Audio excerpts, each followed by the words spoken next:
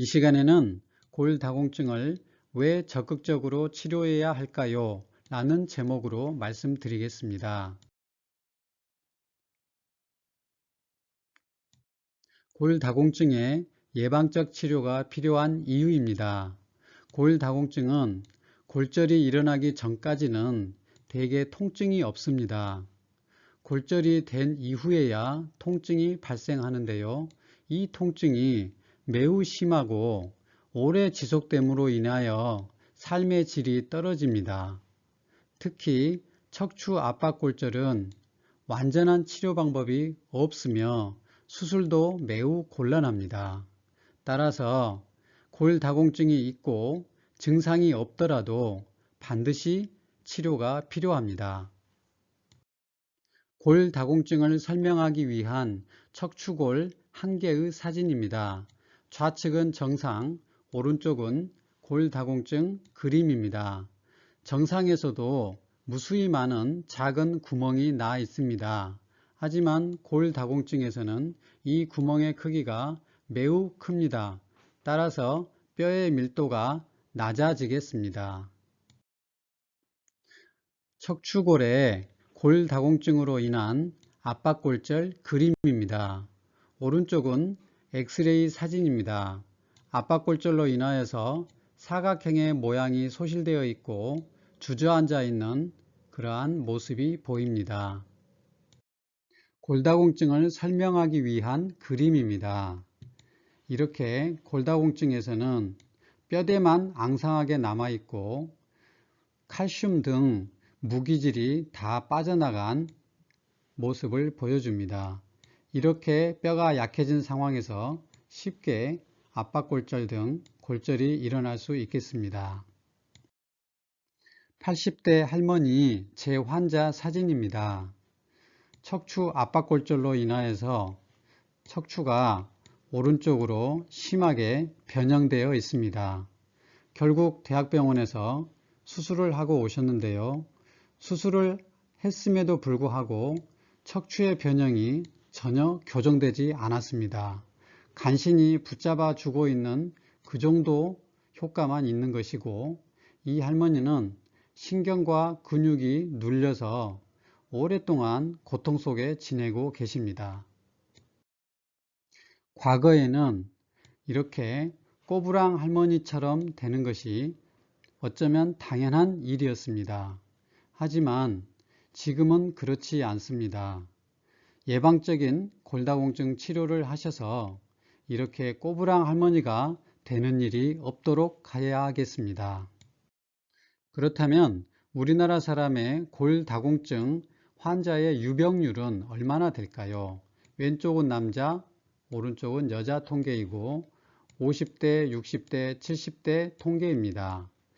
이렇게 남색은 골다공증, 파란색은 골감소증입니다.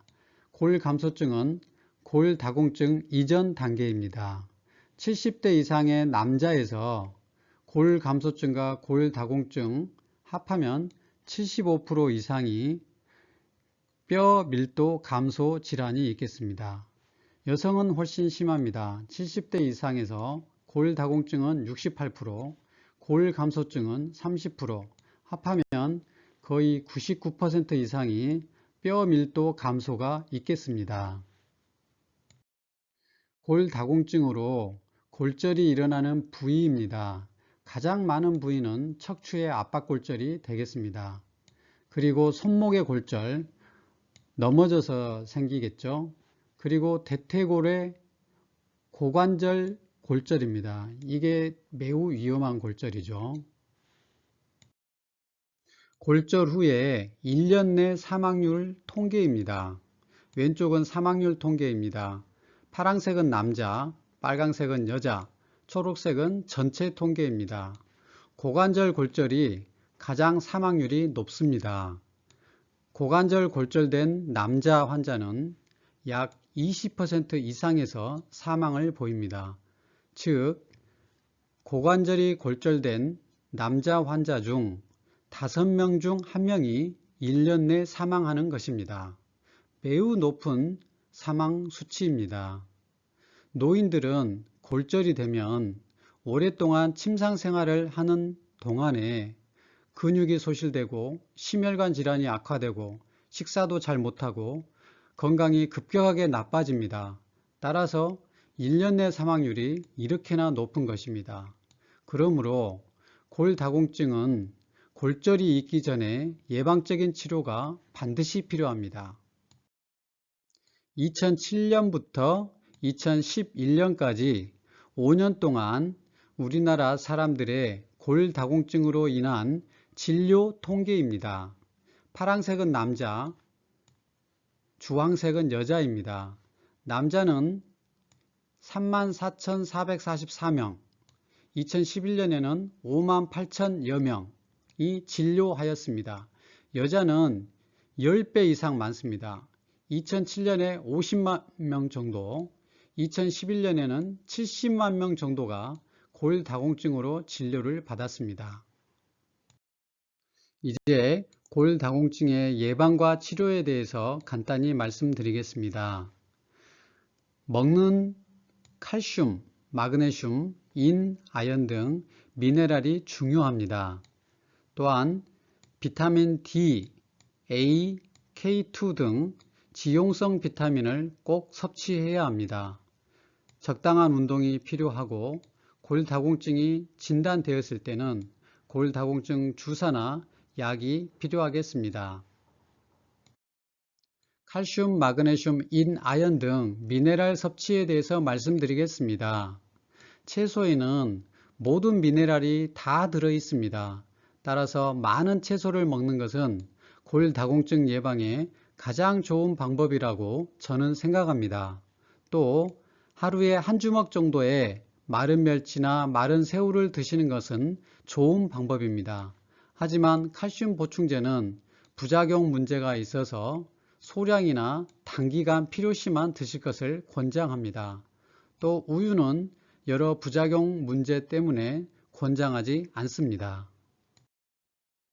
지용성 비타민인 비타민 D, A, K2가 골다공증을 예방하고 치료하기 위해서 반드시 섭취해야 될 비타민입니다. 이 부분은 다음에 말씀드릴 예정입니다. 비타민 D는 햇빛을 통한 보충이 있고 하지만 우리나라에서는 비타민 D의 보충제가 필요합니다. 그래서 보충제도 드셔야 합니다. 또 지용성 비타민이 많은 음식으로는 치즈나 버터, 계란 노른자, 풀먹인 고기, 우리나라에는 거의 없지요. 또 낫또나 청국장, 이런 음식들을 잘 찾아서 드셔야 하겠습니다. 골다공증이 진단되었을 때는 치료제를 투여합니다. 가장 많이 쓰는 제제는 비스포스포네이트 제제입니다. 골다공 치료제를 투여하면 골밀도가 더 이상 감소되는 것을 막고 골밀도를 증가시켜 줍니다. 하지만 지속적으로 사용했을 때는 부작용 가능성도 있습니다. 턱뼈 괴사의 가능성이 10,000명당 1명 이하의 비율로 발생할 수 있습니다. 또 그보다 더 낮은 확률로 비전형 골절이 발생할 수 있습니다. 따라서 4년 정도 투여한 후에는 1년 정도 휴약하고 대체 치료를 권장합니다.